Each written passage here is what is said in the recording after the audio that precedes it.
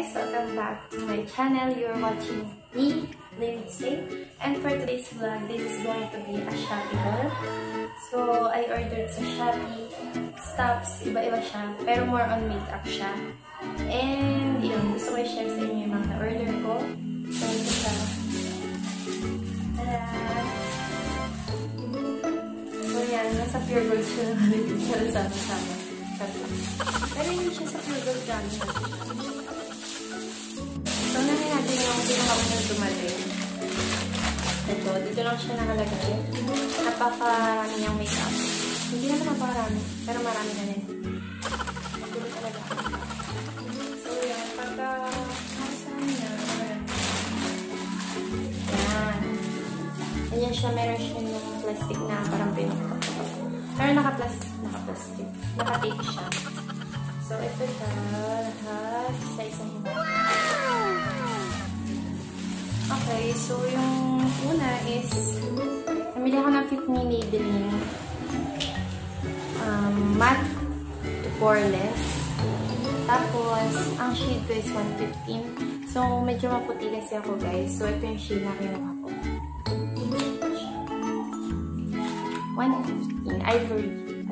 Parang ito rin talaga yung mga hinukuhang shade ng mga ng mga YouTubers. Parang nare-realize ko na talaga ivory yung kinuha nila. So, ganito siyang kulay. Kung makikita nyo, halos dikit na dikit lang siya sa aking pagmumukha. Sa aking kulay. So, nakasila siya. Kaso nagamit ko na ito sa pasensya na. Then, yun na siya. So, ito yung una.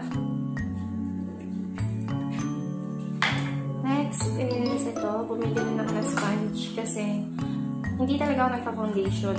Yung sa mga unang makeups, ang ginagamit ko na is diba yung pants. Pero ngayon, dahil nagpa-foundation ako, feeling ko kailangan ko na dito para ma-blend natin yung pagmumukha ko. So, ito ay sponge na gamit na. Yan ito yung kulay na kinuha kasi ayoko makikita ang daming product na nasasayang kahit na alam ko naman na napakaraming product na nasasayang. Pero mas madali siyang gamitin. Ngayong natutunan ko siyang gamitin. Na-realize ko na maganda pala talaga may sponge ka or beauty blender. Tawag na. Next, namili rin ako ng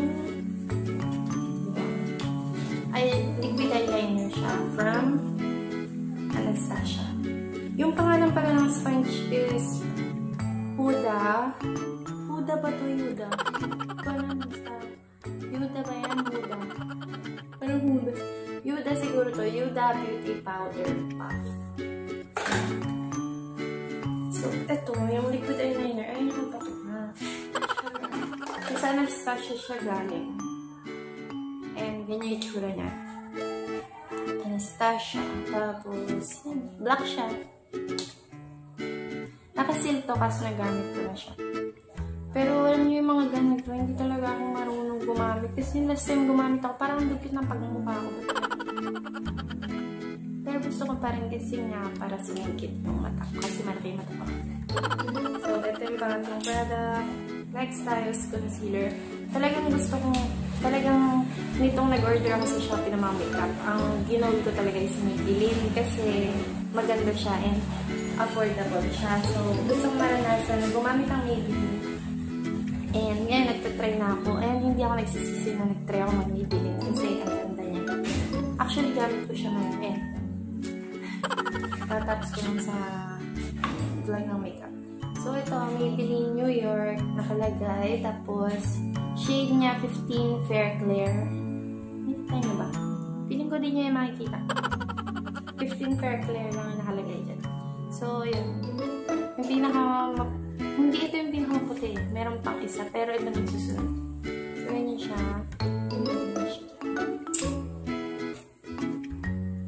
Next, namili rin ako syempre ng powder. Fit Me powder. Maybelline Fit Me powder. So, yun siya. Wala kasi siyang shade kasi dalawa to. Yan. So, meron yung isa. Ito yung ginagamit ko. Kasi ito, baka ibigay ko kay mami. Ay, charot lang. Ito yung ginagamit ko. Tapos, baka pag naubos ko, ibigay ko to kay mami. Kasi, masyadong dark sa akin ito. Tapos, ganyan siya. Dalawa siya, pali na powder na. Tapos, nandito yung sponge niya. And, ayun yung salamin. And, ayun ako.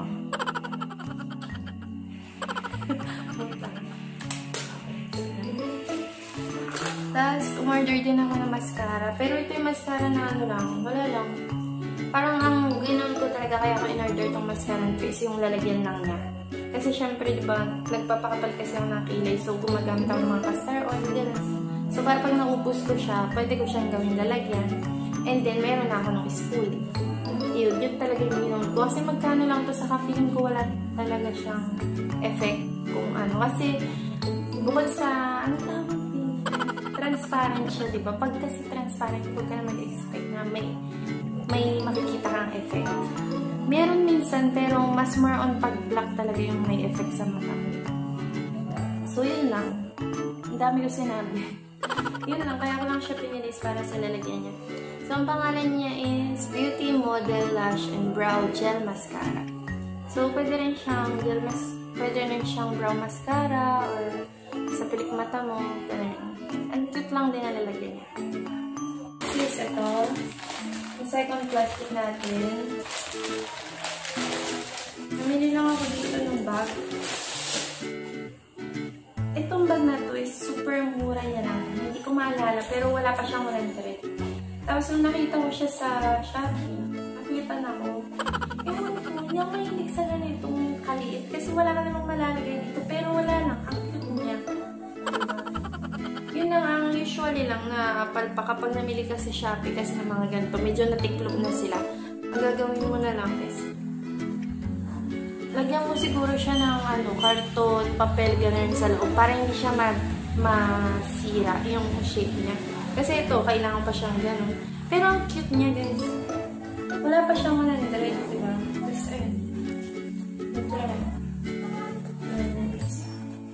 Ayun, hindi ko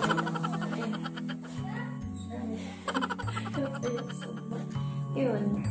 Yun, basta wala pa itong 100, guys. So, for me, parang worth it na rin siya.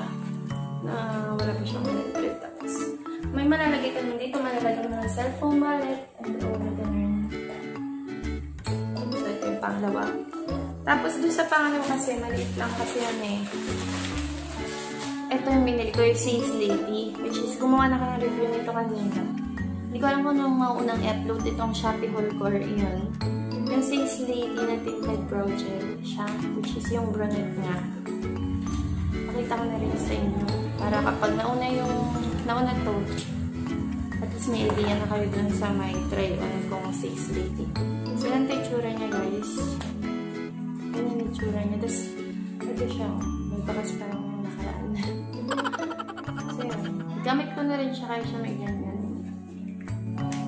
Okay, so yung pangatlong plastic para, guys. Last na to. And isa na lang ito. Kasi, talagang binili ko nito tatlo which is yung, ito nga yung castor oil, tapos may olive oil, tapos coconut oil.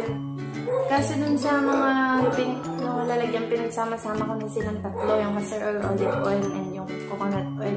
Gagawa din naman ng vlog about dun kasi yung kilay ko is manipis. And ginagamit ko tong oil na to para magpakapal ng kilay and ng fake mata. Kasi kung bumili nung alam niyo yung binibentahan niya, uso yung 550. Ayokong bumili yun. Kasi feeling ko, lugi ako doon kasi ang liit niya. Pero hindi ko rin alam. Baka in the future bumili rin ako kung hindi ito magiging effective. So, tatlo nito yung binili ko. Yung tatlo na yun. Yun. So, I think wala na. Ito na siya lahat. Diba? Nakakalat na siya. So, ayun guys. Thank you so much for watching this video. If you enjoyed this video, please don't forget to give a thumbs up and subscribe down below. So, yun na guys, yun my next vlog. And don't forget to comment kung may gusto kayong ipa-vlog sa akin or whatever, or something else. Ayun guys, God bless, thank you. Subscribe!